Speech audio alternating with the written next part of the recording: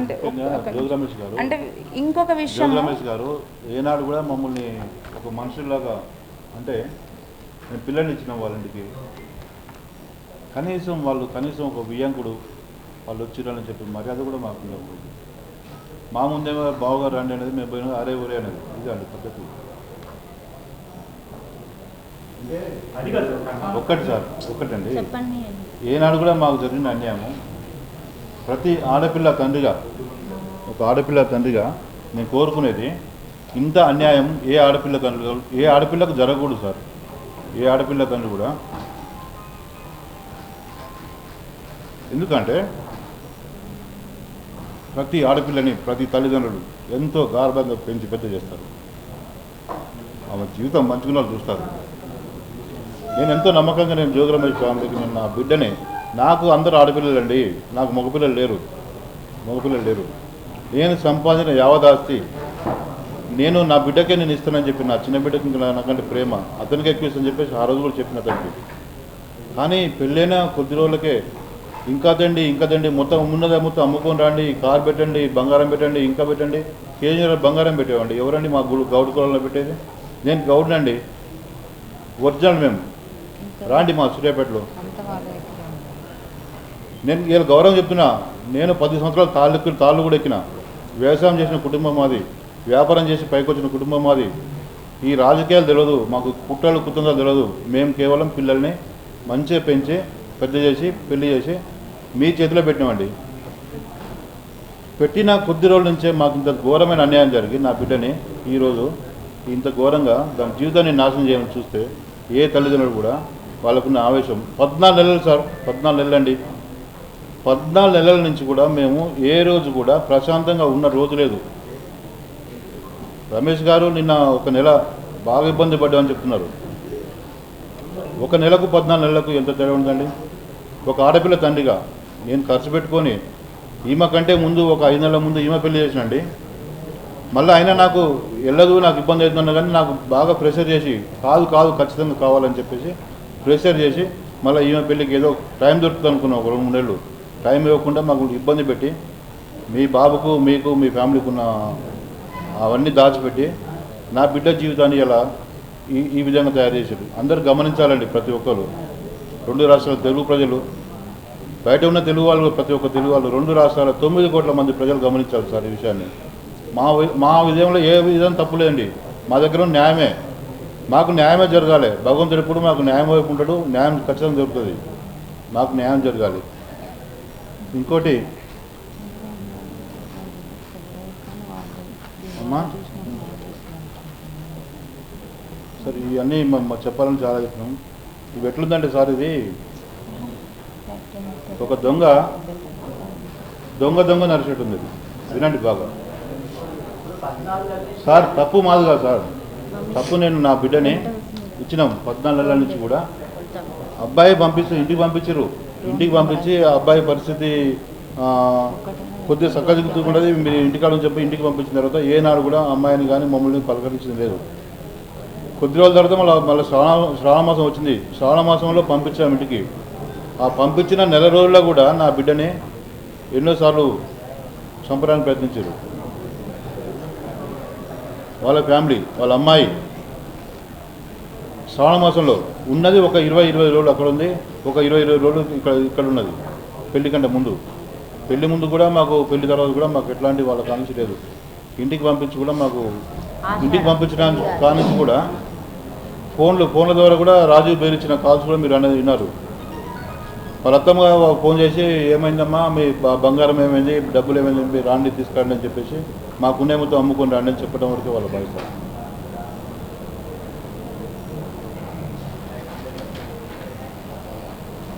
ఈరోజు నా బిడ్డ ఏ తప్పు చేయకుండా సంవత్సరం వరకు అండి మేము ఇక చేస్తున్నాం అని చెప్పేసి అనుకుంటే ఆయన జైలు పోయినా కానీ ఆగినాం, అంతకుముందు ఆగినాం, అబ్బాయికి ట్రీట్మెంట్ చేస్తున్నది ఆగినాం. సంవత్సరం నుంచి కూడా, సంవత్సరం వరకు ఇంకా నెలకు 10 రోజులకు సంవత్సరం అయిపోయింది కూడా మా ఇంటికి వచ్చి అమ్మ నీకు న్యాయం చేస్తా అని చెప్పి నెత్తి మీద చేపెట్టి చెప్పిన రోజులు ఉన్నాయి. సరే నమ్మినాం, పెద్ద మనిషి కదా నమ్మినాం. మాకు ఏ ఒక్కరోజు కూడా చెప్పేది ఒకటి, చేసేది ఒకటి. చెప్పేది ఒకటి, వాళ్ళ మనసులో ఉన్నది ఇంకొకటి. మాకు న్యాయం జరగలేదు కాబట్టి మేము ఈరోజు ఈ విధంగా మీ ముందుకు వచ్చి మాకు న్యాయం జరగాలని చూస్తున్నాం.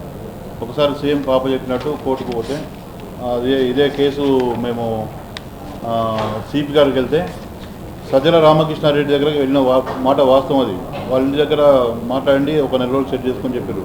ఆ మాట వాస్తవమే. అది కాలేదు. ఫస్ట్ వైసీపీ మన వెల్లంపల్లి సింగ్ గారు చెప్పినాం, అది కాలేదు.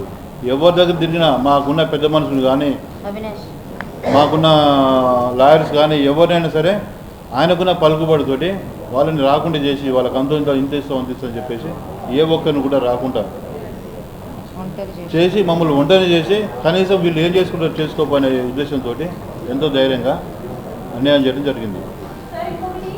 అమ్మ ఒకటి లాస్ట్ మొన్న కూడా తల్లి లాస్ట్గా ఒకసారి మన ఎన్టీఆర్ జిల్లా వైసీపీ అధ్యక్షుడు అవినాష్ కూడా అతను కూడా అన్న మీరు అన్ని కేసులు అన్నీ పెట్టుకున్నా మీ అందరూ మీరు కూర్చొని మాట్లాడని చెప్పేసి అట్లా కూడా 1 month ఈ రోజు వరకు కూడా ఇంకా వాళ్ళు టైం ప్రొలాంగ్ చేసుకుంటూ వచ్చినారు.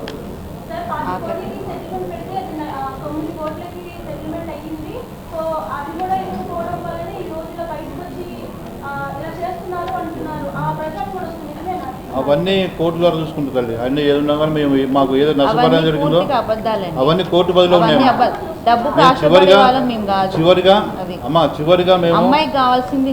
చివరిగా మేము లాస్ట్కు ఎవరంటే మన లోకల్ ఎమ్మెల్యే గారు వసంత కృష్ణ ప్రసాద్ వాళ్ళు పోయిన ఫస్ట్ వారి ఇంటికి వెళ్ళాం, వారి ఆఫీస్కి వెళ్ళాం, 3 సార్లు వాళ్ళ ఇంటికి పోయినాం.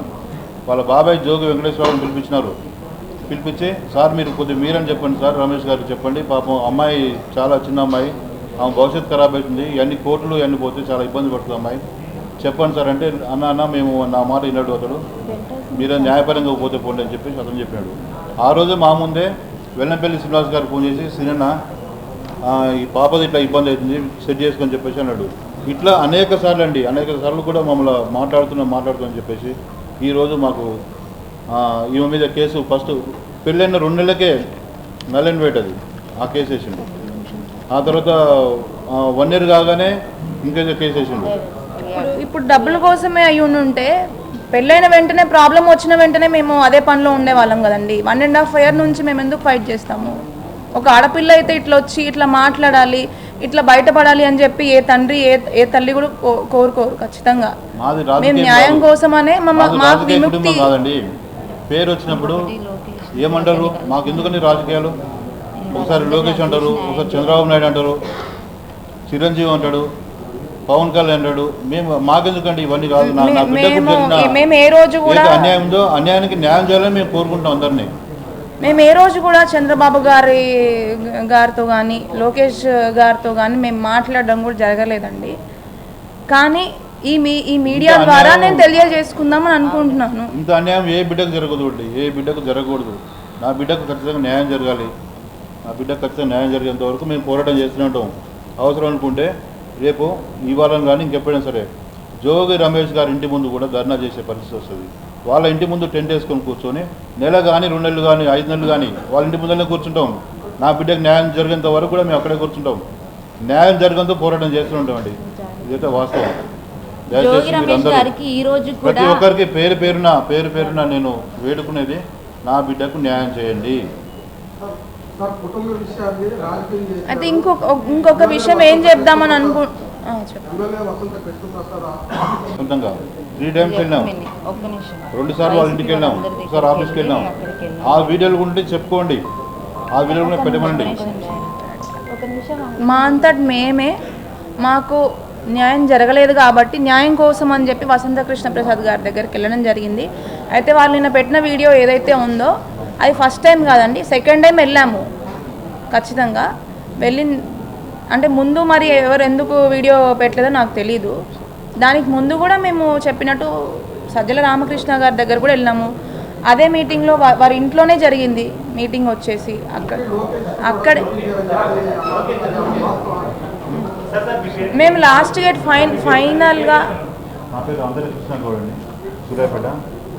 ఫైనల్గా నేను ఏం చెప్దామని అనుకుంటున్నానంటే, ఇప్పుడు వరకు మీరు అనుకుంటున్నట్టు నిన్న జోగి రమేష్ గారు చెప్పినట్టు లోకేష్ గారిని కానీ చంద్రబాబు గారిని కానీ నేను కలవలేదండి, మాట్లాడలేదు కూడా. బట్ మీ అందరి హెల్ప్తో ఈ మీడియా ద్వారాగా నేను అనుకుంటున్నాను లాస్ట్కి జోగి రమేష్ సార్ నా పేరు కృష్ణ. లోకేష్ గారిని అంతటి కృష్ణ చంద్రబాబు గారిని కృష్ణ గౌడ్. డాడీ ఒక్క నిమిషం ఆవు డాడీ అనట్లే కదా డాడీ ఒక్క నిమిషం నువ్వు చెప్పు ఒక్క నిమిషం ఆగు డాడీ నువ్వేం రెస్పాన్స్ ఇవ్వకు ఒక్క నిమిషం చెప్పు